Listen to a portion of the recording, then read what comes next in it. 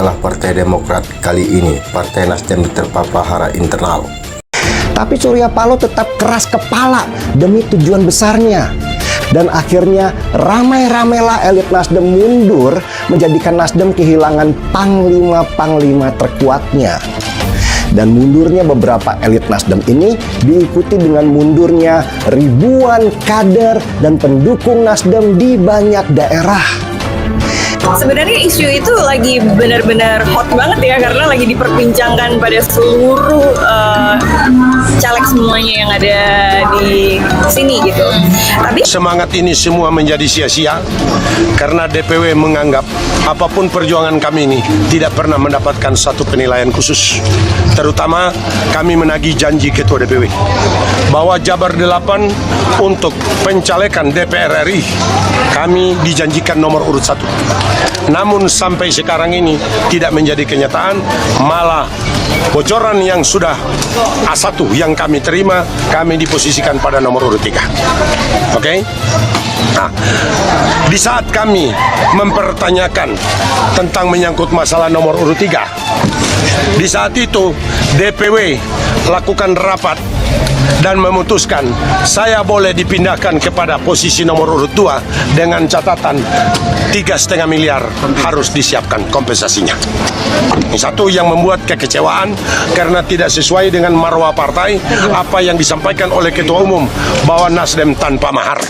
Ya, meskipun prahara internal itu tidak seperti Partai Demokrat yang terbelah menjadi dua kubu hingga berujung gugatan ke Mahkamah Agung, namun setidaknya partai yang dikomandani Surya Paloh itu membuat geger situasi politik di tanah air. Betapa tidak, ribuan kader Partai Nasdem di Kabupaten Indramayu, Jawa Barat baru-baru ini melakukan aksi mengundurkan diri secara massal. Viral, ternyata aksi pengunduran itu disebut-sebut berlatar belakang biaya politik dan maharnya mencapai sebesar 3,5 miliar rupiah untuk calon anggota legislatif yang menempati nomor urut 2 dari daerah pemilihan atau dapil Jawa Barat. Tapi Surya Paloh tetap keras kepala demi tujuan besarnya. Dan akhirnya ramai-ramailah elit Nasdem mundur, menjadikan Nasdem kehilangan panglima-panglima terkuatnya. Dan mundurnya beberapa elit Nasdem ini diikuti dengan mundurnya ribuan kader dan pendukung Nasdem di banyak daerah. Belum selesai, Nasdem ketiban tangga lagi. Dan kali ini bukan hanya tangga, tapi ketiban forklift. Elit Partai Nasdem yang terkuat, Johnny G. Plate yang menjadi Menkominfo, kena kasus korupsi BTS di Kominfo sebesar 8 triliun rupiah. Belum selesai benjol-benjol di kepala, Nasdem kena angin ribut lagi. Ramai-ramai puluhan ribu pengurus Nasdem di Indramayu mundur karena isu mereka harus bayar 3,5 miliar rupiah hanya untuk mendapatkan kursi utama calon legislatif. Dan aksi buka baju Partai Nasdem untuk pindah ke Perindo itu viral di mana-mana, merusakkan nama Nasdem yang sudah bolong-bolong besar akibat banyaknya kasus yang menimpa. Nasdem sudah mau tenggelam, kawan. Dan pada titik ini, Surya Paloh pasti bingung luar biasa. So Nasdem, hati-hati. Angin semakin kencang, kapal semakin tidak kuat bertahan. Cepat ambil strategi baru, atau kelak hanya akan dikenang sebagai kapal yang sudah karam. Korbannya yaitu Ketua DPD Partai Nasdem Kabupaten Indramayu itu sendiri. Yosep Hussein Ibrahim mengaku telah dipermainkan Ketua DPW Partai Nasdem Jawa Barat Saan Mustafa, di mana sebelumnya Hussein Ibrahim diminta untuk menyetor mahar sebesar 3,5 miliar rupiah agar bisa menempati nomor urut 2 dalam daftar calon anggota legislatif atau caleg dari dapil yang disebutkan di atas tadi. Kenyataannya, ia mendapat bocoran hanya ditempatkan di urutan nomor 3. Padahal sebelumnya ia dijanjikan menempati nomor urut 1. Oke, yang pertama, dengan begitu besar semangat saya sebagai Ketua DPD Partai Nasdem Kabupaten Indramayu, namun semangat ini semua menjadi sia-sia karena DPW menganggap apapun perjuangan kami ini tidak pernah mendapatkan satu penilaian khusus.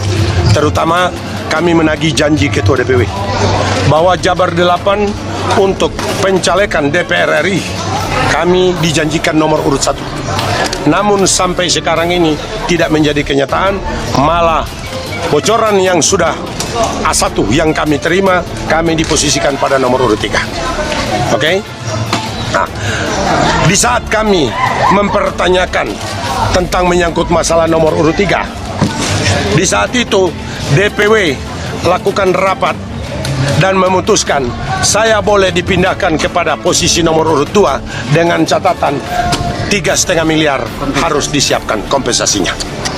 Ini satu yang membuat kekecewaan karena tidak sesuai dengan marwah partai apa yang disampaikan oleh Ketua Umum bahwa Nasdem tanpa mahar.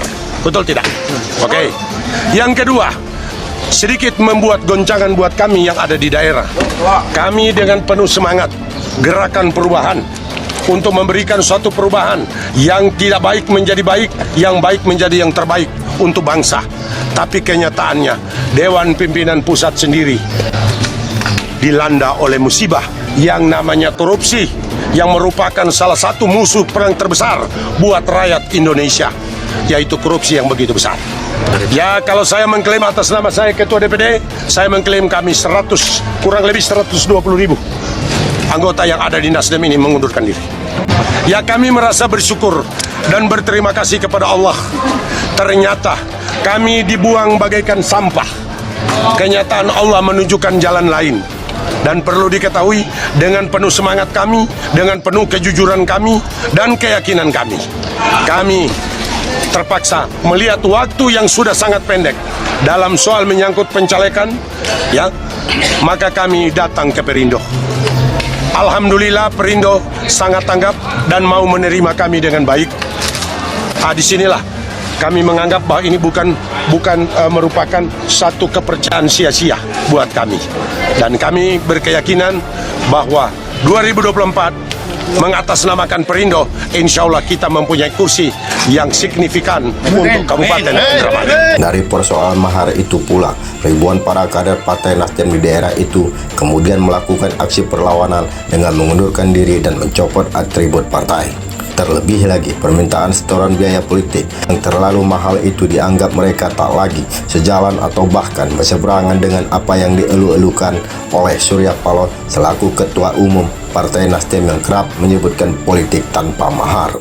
Sejauh ini Surya Paloh pun diketahui belum muncul ke publik untuk menyikapi persoalan itu.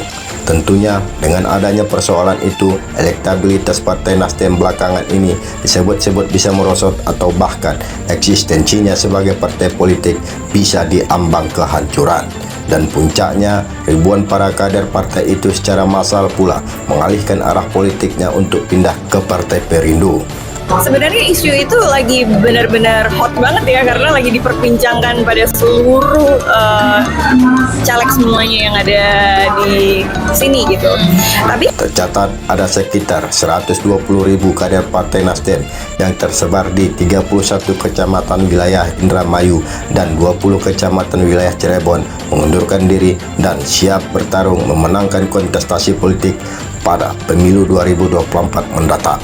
Kami berkeyakinan bahwa 2024 mengatasnamakan Perindo, insya Allah kita mempunyai kursi yang signifikan untuk Kabupaten Indramayu, kata Yosef Hussein Ibrahim saat mendeklarasikan pengunduran dirinya pada Partai Nasdem Minggu 11 Juni 2023 yang lalu. Diketahui Partai Nasdem pada pemilu 2019 yang lalu memperoleh sebanyak 9,5% suara dengan menghasilkan 59 jumlah kursi DPR RI. Sedangkan Partai Perindo hanya mendapatkan 2,67%. Jumlah itu tidak mencapai ambang batas atau parliamentary threshold sebesar 4%. Demikian, tetap semangat.